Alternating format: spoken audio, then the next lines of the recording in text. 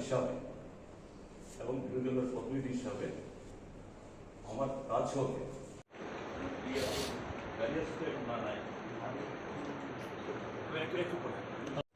একটু ঘুরে ধরেন না, দেওয়া যায় না।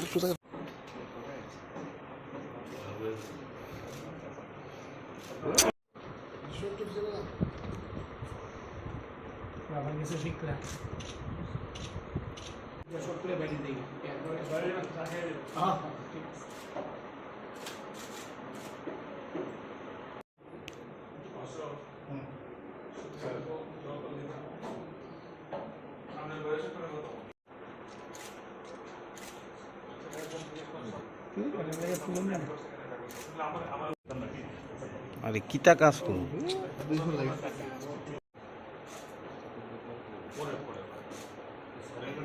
দাঁড়াই বাইরে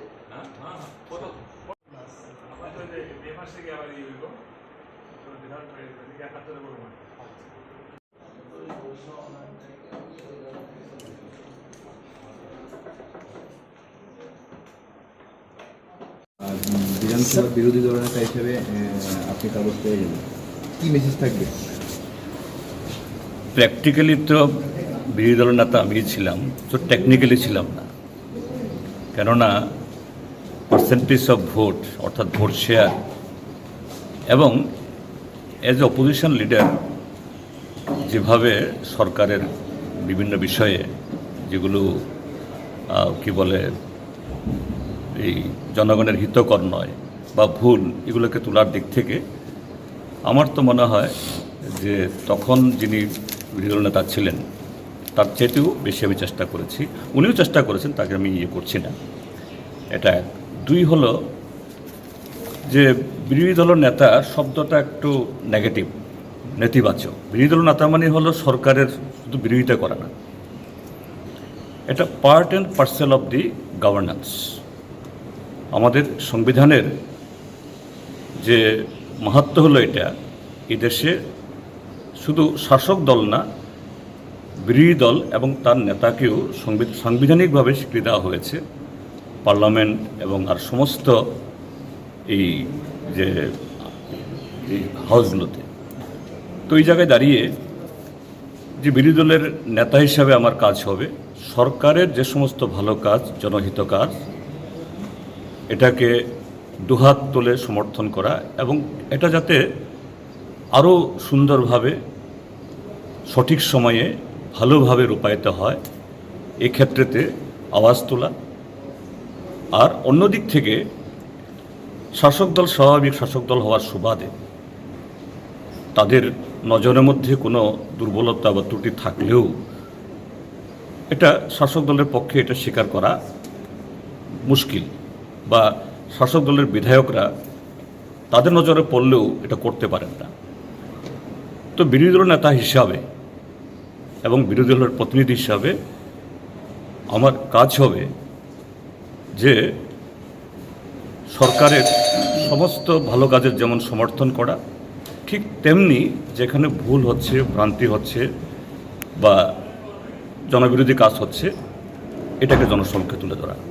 তো সেভাবেই আমার যতটুকু অভিজ্ঞতা অর্জিত হয়েছে এই হাউজের প্রায় 2 দশকের মেম্বার হিসাবে এবং সাংসদ হিসাবে, আগামী দিন এই ত্রিপুরা রাজ্যের 40 লক্ষ মানুষের স্বার্থে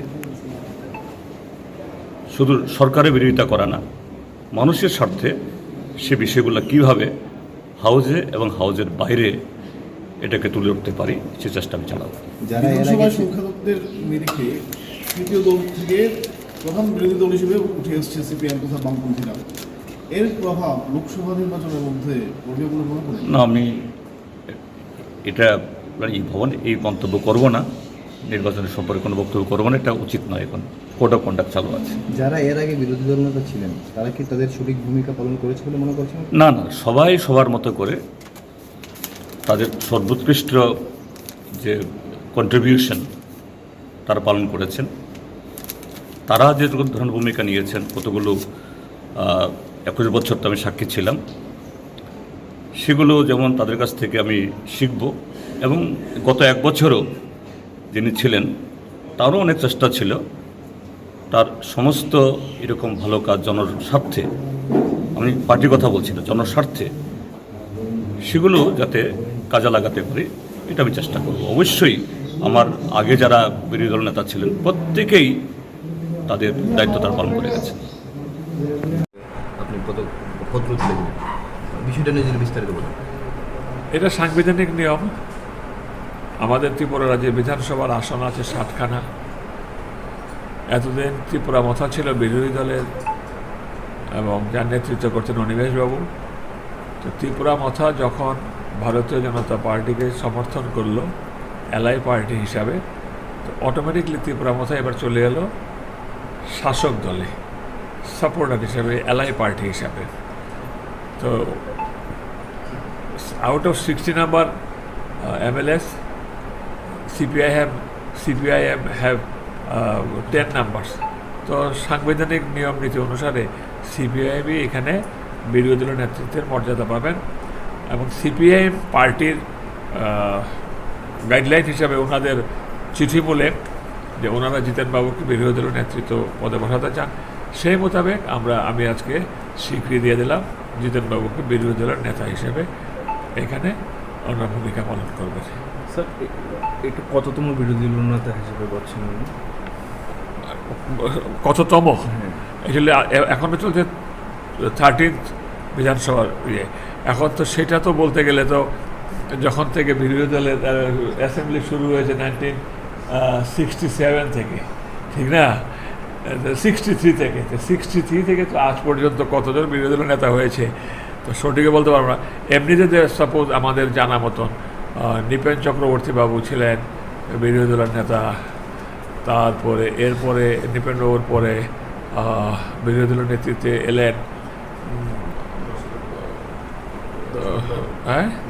দশরথবাবুকে বিরোধী দলের নেতা ছিলেন কিনা আই এম ইন ডাউট, থাকলেও থাকতে পারেন।